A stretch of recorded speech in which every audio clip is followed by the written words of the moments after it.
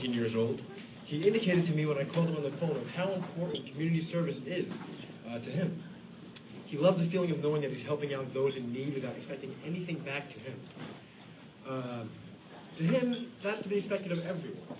He feels that it's a duty to do community service.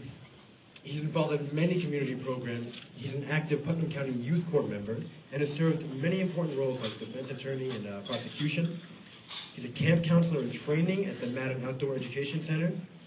And he said he loves being a part of the program because he believes that getting kids to be more nature-friendly and more outdoors inclined is extremely important, especially in this day and age.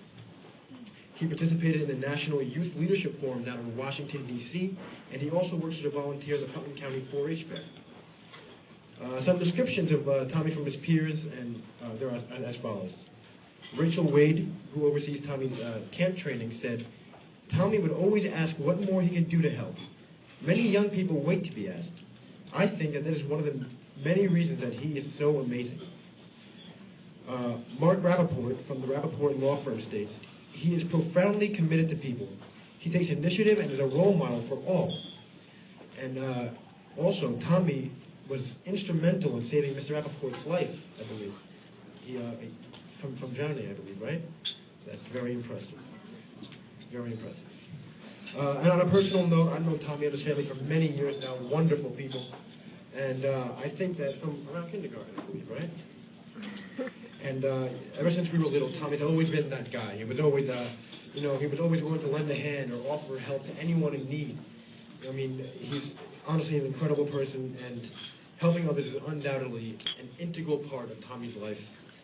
And not only is he caring and compassionate to others, but he can also be professional while still having a stellar sense of humor.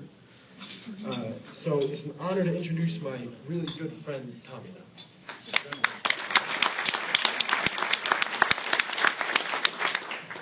All right, yeah, I guess I'll just say a few words. First of all, I'll say thank you to Mark Rappaport, who, is a very, very good family friend now, and he's really taken an interest in my life, and it means so much to me. And as I was eating dinner, I was thinking, I do have to say something. And I always think of the time I actually work in his office in the Empire State Building, the 44th floor. Started last summer, hopefully continue doing it this summer.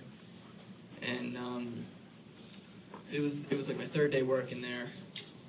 And Mark said, "All right, I'm going to send you to Chinatown, to the it was the family court. I'm going to send you to Chinatown to the family court. It's about 20 minutes away. You've got 15 minutes to get there." And he gave me all these directions, which, I live around here, middle of the woods. I have no idea how to get around the city. Wrote down this whole big list for me. Take this train to this place and do this.